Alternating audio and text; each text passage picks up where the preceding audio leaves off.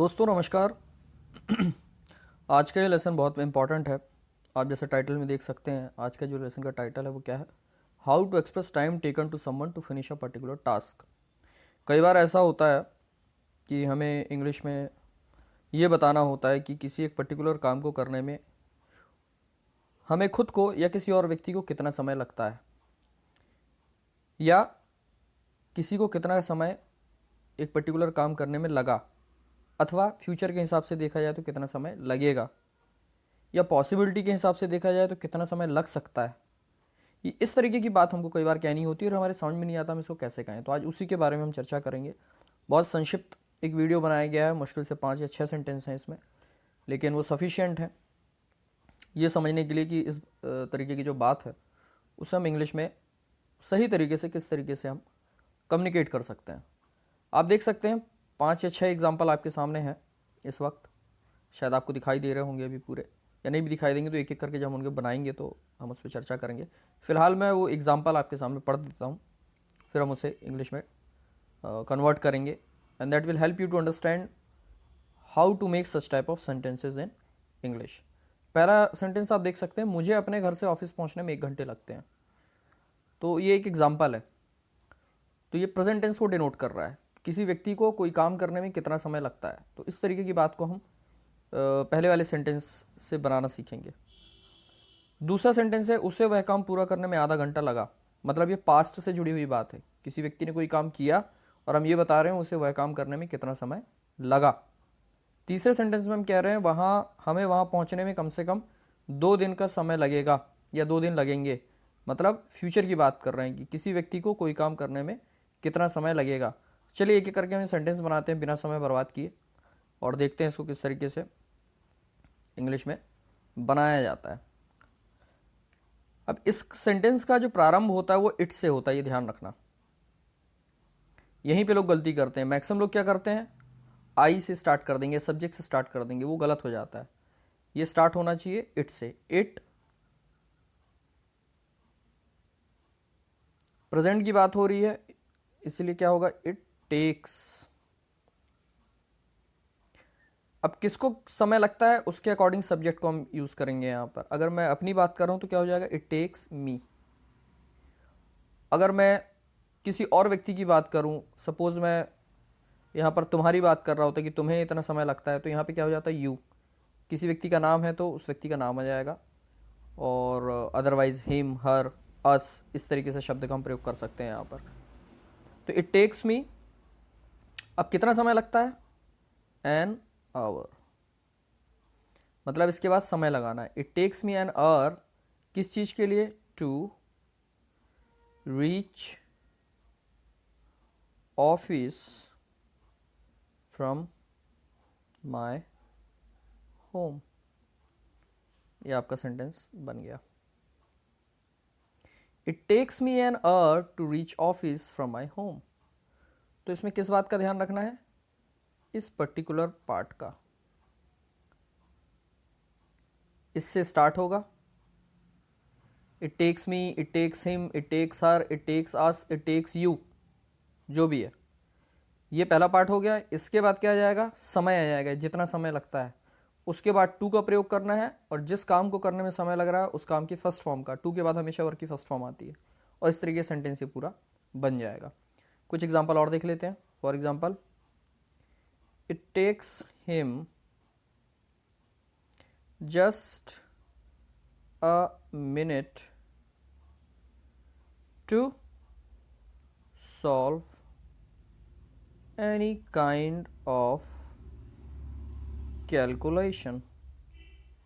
कोई व्यक्ति है जिसकी मैथ्स बहुत स्ट्रांग है, तो उसके बारे में बात कर रहे हैं कि उसको कितना समय लगता है, मुश्किल से 1 मिनट का समय लगता है किसी भी प्रकार के कैलकुलेशन को सॉल्व करने में। तो ये हो गया पहला सेंटेंस जिसमें प्रेजेंट टेंस की बात करते हैं। सेकंड सेंटेंस आप देख सकते हैं, इसमें हम क्या कह रहे हैं, उसे वह काम पूरा करने में आधा घंटा लगा। अब पास्ट की बात हो गई, तो इसे कैसे कहेंगे, प्रारंभ इसका भी वैसे ही होगा, इट से होगा, बट यहां पर टेक की जगह क्या हो जाएगा, टुक। इट टुक हिम, कितना समय लगा, आधा घंटा। Half an our,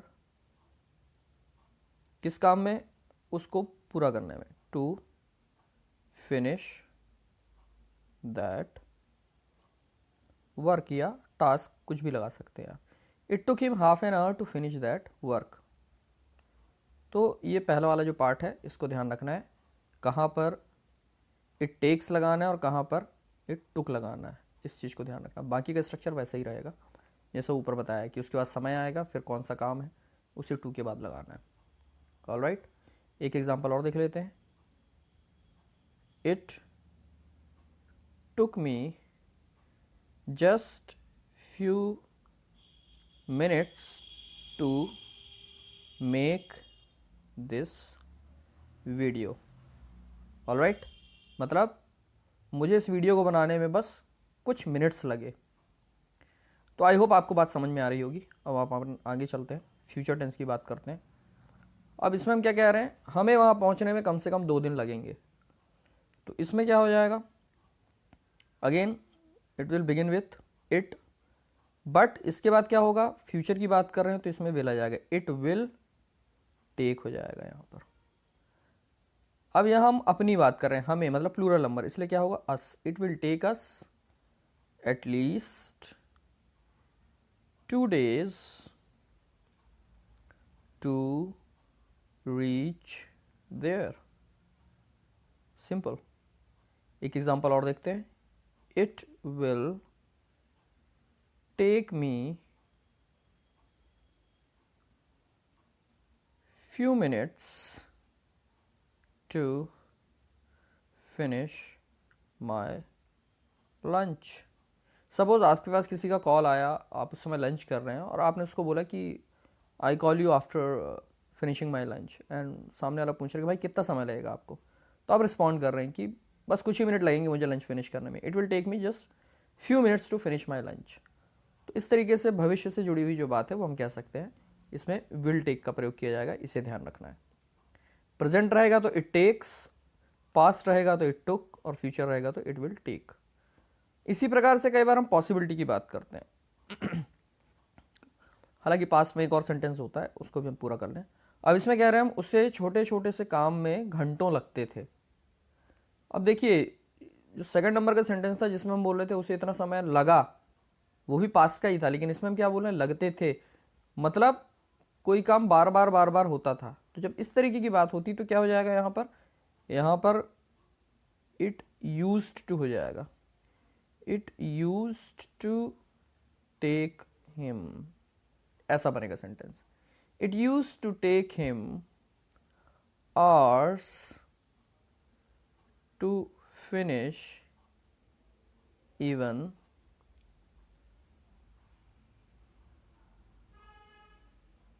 trivial or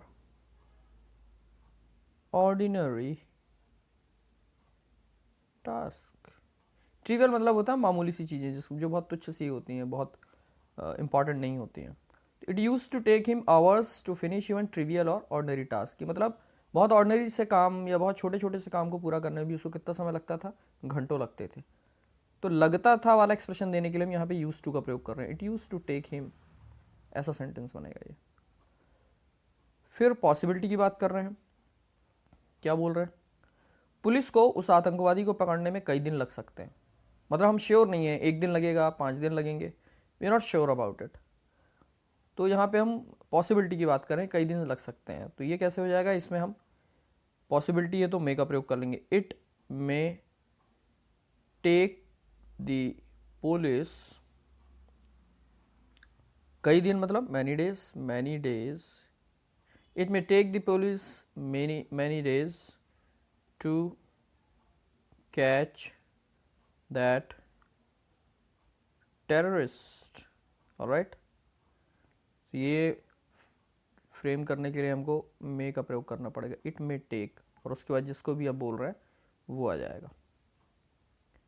ठीक है, और लास्ट सेंटेंस क्वेश्चन वाला है, इसका प्रयोग भी हम करते हैं जब हम किसी से पूछते हैं कि भाई तुम्हें यह काम करने में कितना समय लगता है, या कितना समय लगा, या कितना समय लग सकता है, जो भी प्रश्न आप करना चाहते हैं। तो मैं केवल एक एग्जांपल दे रहा हूँ, बाकी ऊपर वाले जो आपको मैंने समझाए हैं सेंटेंस, उन्हीं के आधार पे बाकी के क्वेश्चन बनाए जा सकते हैं। फॉर एग्जांपल इसमें हम फ्यूचर से जुड़ा सवाल कर रहे हैं, तुम्हें यह काम पूरा करने में कितना समय लगेगा। तो ये प्रारंभ एक जैसे ही होंगे। How much time will you, how much time will it take you, how much time will it take you to finish this task, यह काम करने में तुम कितना समय लगेगा। ठीक है, how much time will it take you to finish this task। अगर पास्ट में होता तो क्या हो जाता, how much time did it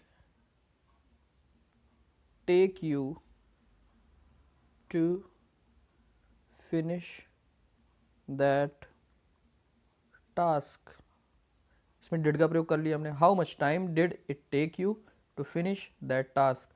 हम पूछना चाहते हो तुम्हें ऑफिस पहुंचने में कितना समय लगता है, ये कैसे हो जाएगा, how much time does it take you to reach your office.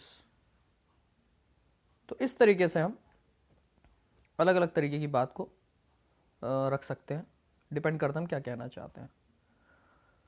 तो आज के इस छोटे से लेसन में मैंने आपको ये बताने की कोशिश की कि जब भी हमको ये बताना हो कि किसी व्यक्ति को कोई काम करने में कितना समय लगता है, अथवा लगा, अथवा लगता था, या लगेगा, या लग सकता है, तो उसे हम किस तरीके से इंग्लिश में बोलते हैं या बताते हैं, या प्रश्न भी करते हैं तो हम किस तरीके से कर सकते हैं इस तरीके की कंडीशन में। तो आई होप आपको वीडियो अच्छा लगा होगा, आपको बात समझ में आई होगी, और इसके बाद आप इस तरीके के स्ट्रक्चर पर आधारित अधिक से अधिक सेंटेंस बनाने का प्रयास करेंगे, so that you could be confident while making this kind of sentences. खास तौर पे जब आपको बोलना हो तो ये टाइम पर आपको क्लिक हो, इसके लिए ज़रूरी कि आप प्रैक्टिस करें।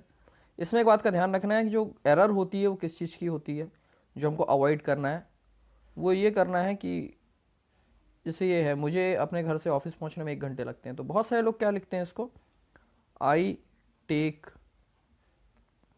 N hour to reach my office from my home. ये गलत तरीका है, बस ये ध्यान रखना, आई टेक एन आवर नहीं करना है, या ही टुक एन आवर नहीं करना है। ये स्टार्ट किससे होगा, इट से होगा। It takes me an hour ही करना है, it took him, it will take him, इस तरीके से सेंटेंस बनाना है। तो आज के लिए इतना ही, फिर किसी नई बात को लेके नेक्स्ट वीडियो में हाजिर होते हैं। तब तक के लिए अपना ध्यान रखें। Take care and good bye.